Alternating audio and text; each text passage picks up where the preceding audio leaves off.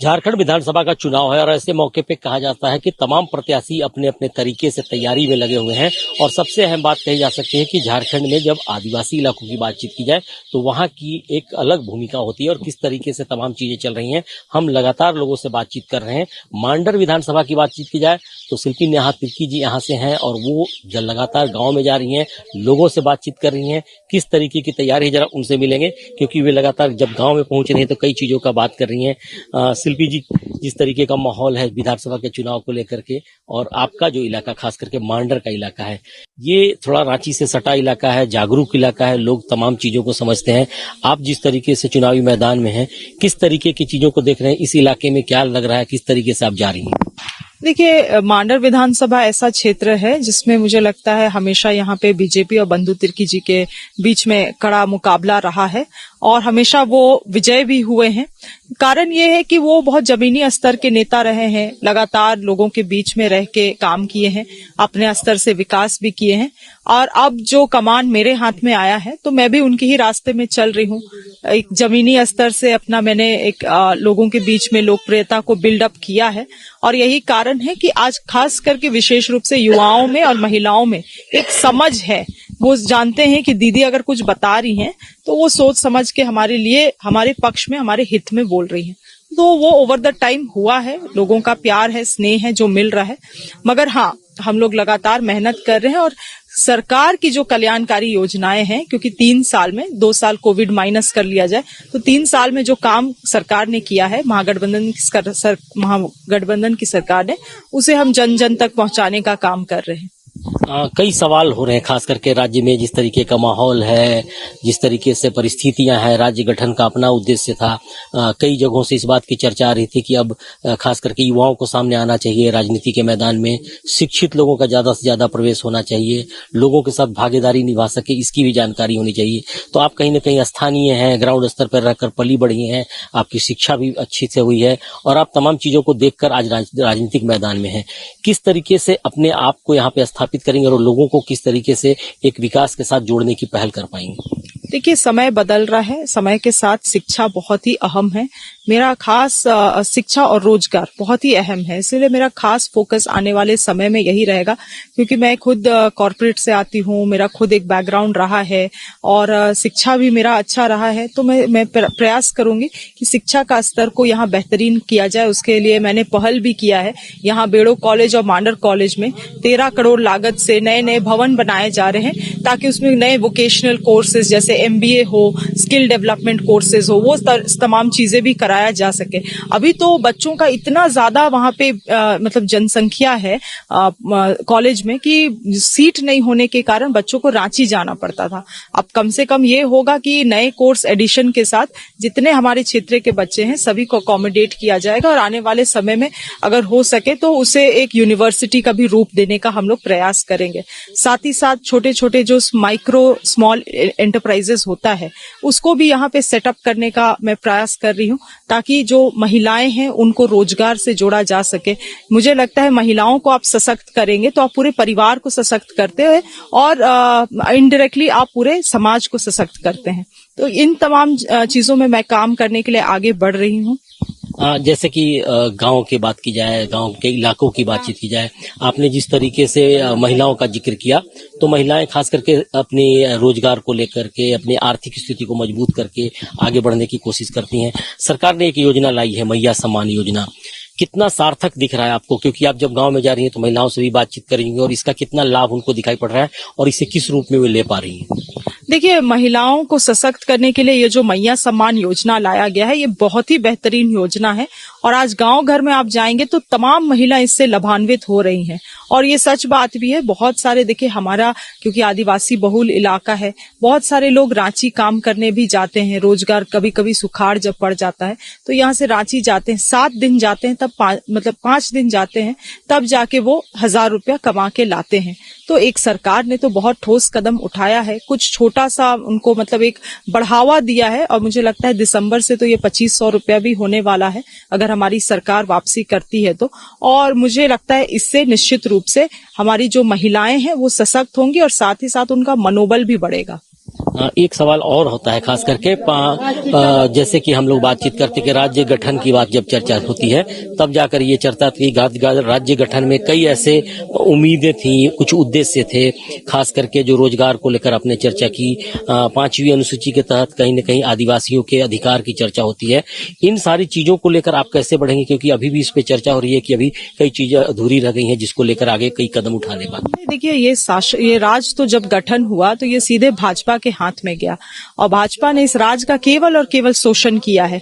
किसी तरह का नीति निर्धारण नहीं किया गया। आज जो पीपीएसआ का आप बात कर रहे हैं, 5वीं अनुसूची इलाका है, मैं तो लगातार इस लड़ाई को लड़ती हूँ कि 5वीं अनुसूची इलाका में आप पीपीएसआ के तहत नियमावली बनाए। मगर 2001 में जब आपके बाबूलाल मरांडी जी जब मुख्यमंत्री बने थे तो बड़ा चालाकी से उन्होंने क्या किया कि पीपीएसआ को जेपीआरए, झारखंड पंचायती राज अधिनियम के तहत डाल दिया। और आज भी जो ब्यूरोक्रेट्स है वो इधर उधर फाइल करते रहते हैं, चीजों को दिग्भ्रमित करते रहते हैं।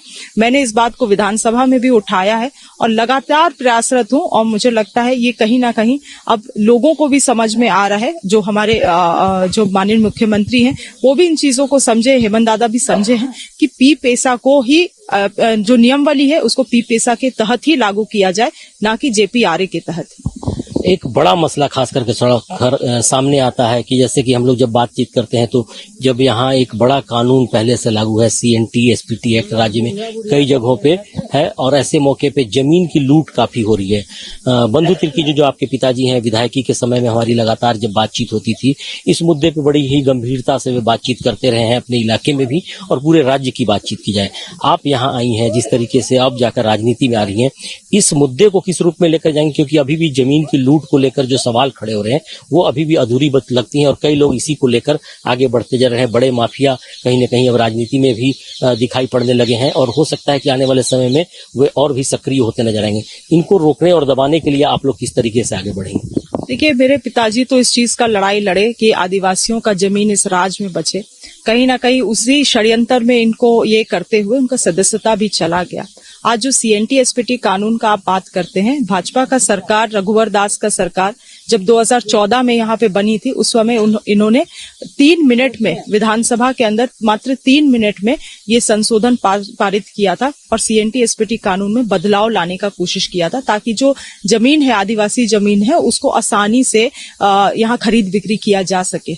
तो जो सुरक्षा कवच है इस राज्य का, उसी को भाजपा जो है खोखला कर देना चाहती है। और अभी आप सच कह रहे हैं, इस चुनाव में कई सारे ऐसे लैंड ब्रोकर हैं, जमीन दलाल है जो कि चुनाव लड़ने के लिए जमीनी स्तर पे उतर चुके हैं।